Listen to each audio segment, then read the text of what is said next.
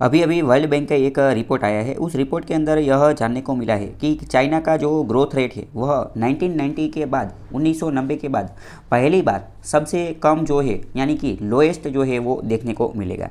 यह पूरी न्यूज़ क्या है वो हम समझने की कोशिश करते हैं। सबसे पहले तो समझते हैं कि वर्ल्ड बैंक ने अभी 4-5 महीने पहले जो रिपोर्ट लॉन्च किया था, इससे पहले अप्रैल में जो रिपोर्ट लॉन्च किया था तब बोला था कि चीन का जो ग्रोथ रेट है वो 4 से लेकर 5% के आसपास रहेगा।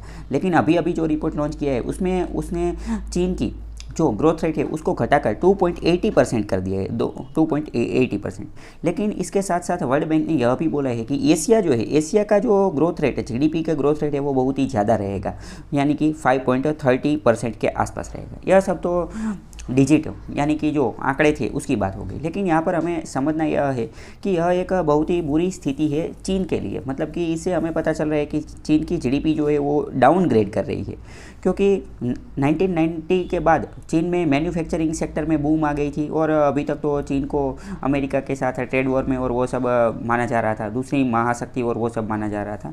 लेकिन अभी ऐसा देख रहा है कि चीन की इकोनॉमी जो है वो क्रम्बल कर रही है या फिर अच्छी तरीके से काम नहीं कर रही। तो फिर आखिर इन सभी का प्रॉब्लम क्या है? भारत के लिए हालांकि अच्छी बात है, क्योंकि चीन की अगर इकोनॉमी ग्रो नहीं करेगी तो भारत के अंदर जो कोई भी कंपनी चीन को छोड़कर जाएगी तो उनको वो भारत में भी उनके आने के रास्ते जो है वो खुल जाएंगे। सबसे पहले तो समझते हैं कि इन सब का रीज़न क्या क्या कारण हो सकते हैं। सबसे पहले तो जो चीन है उन्होंने जो जीरो कोविड पॉलिसी जो लॉन्च की थी, या फिर जो चीन के जो प्रेसिडेंट है जिनपिंग, उन्होंने जो कोविड परिस्थिति को जिस तरीके से हैंडल किया है वो बहुत ही बुरी तरीके से हैंडल किया है।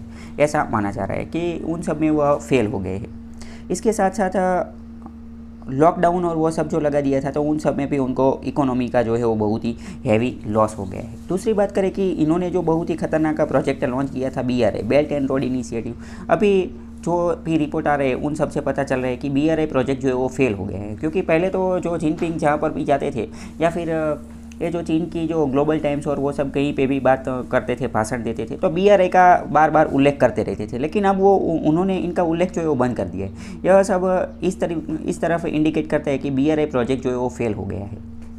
दूसरी बात करते हैं कि चीन का जो रियल एस्टेट सेक्टर है, रियल एस्टेट सेक्टर जो है उसका चीन की इकोनॉमी जीडीपी के अंदर 30% का उसका जो है वो योगदान है। तो रियल एस्टेट सेक्टर है वो भी बहुत ही डाउनग्रेड हो रहा है। किस तरीके से डाउनग्रेड हो रहे हैं? तो वहाँ की एक रियल एस्टेट की कंपनी है एवरग्रांडे नाम की जो कंपनी है, उनके जो प्रॉपर्टी रिलेटेड जितने भी डेवलपर के पेमेंट थे वो डिफ़ॉल्ट हो रहे हैं। वो भी डिफ़ॉल्ट मतलब कि वो अपनी किस्तें हैं वो भी नहीं चुका रहे हैं और जो इंटरेस्ट है वो भी नहीं चुका रहे। इससे पहले चीन के अंदर एक ऐसी न्यूज़ भी आई थी कि जो प्रॉपर्टी के बायर्स जो है वो अपना जो इंस्टॉलमेंट पेमेंट जो हफ्ता होता है वो देने के लिए वेजिटेबल्स और फ्रूट उन सब का प्रयोग करें। क्यों? क्योंकि उनके पास जो है वो लिक्विडिटी की कमी है, पैसे अभी उनके पास बचे ही नहीं है, उनके पास जो है वो पैसे बचे ही नहीं।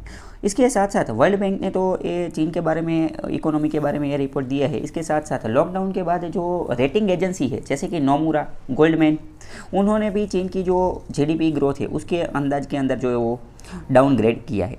तो इन सब के लिए जो इकोनॉमिस्ट है वो बोल रहे हैं कि चीन के अंदर सबसे पहले तो ये जो प्रॉपर्टी मार्केट है उसको फिर से जो है वो मजबूत बनाना होगा। और प्रॉपर्टी मार्केट को फिर से मजबूत बनाने के लिए इसके अंदर लिक्विडिटी जो है वो पूरी पाड़नी पड़ेगी। लिक्विडिटी पूरी पाड़ना इसका मतलब क्या है? इसका मतलब यह है कि चीन की सरकार को जो है वो इन्वेस्टमेंट करना पड़ेगा।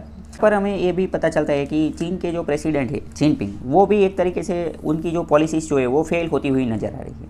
अभी कुछ समय पहले ऐसी न्यूज़ भी आई थी कि SCO, शांघाई कोऑपरेशन ऑर्गेनाइजेशन का जो मीटिंग थी समरकंद के अंदर, तो समरकंद के अंदर जब उन्होंने वह मीटिंग अटेंड करके जब वह वापस चीन गए तो उनको जो उनकी जो आर्मी है, पीपल्स लिबरेशन आर्मी, चाइना की आर्मी है, उन्होंने उनको नज़रबंद कर दिया था, हाउस अरेस्ट कर लिया था, उनको गिरफ्तार कर लिया था, या फिर मिलिट्री ने वहाँ पर कू कर लिया था, यानी कि तख्ता पलट कर लिया था। ऐसी न्यूज़ भी आ रही थी। लेकिन ये तो सब तो अफवाहें थी, वो बाद में उन्होंने क्लियर कर दिया। लेकिन यहाँ पर यह बात तो कन्फर्म थी कि शायद उन्होंने हाउस अरेस्ट किया हो ना किया हो, लेकिन जिनपिंग को एक तरीके से वार्निंग तो दी ही थी कि आपकी जो पॉलिसीज़ है वो बुरी तरह से फेल हो रही है, आप अपनी जो पॉलिसीज़ है उनके अंदर कुछ ना कुछ जो सुधार करें।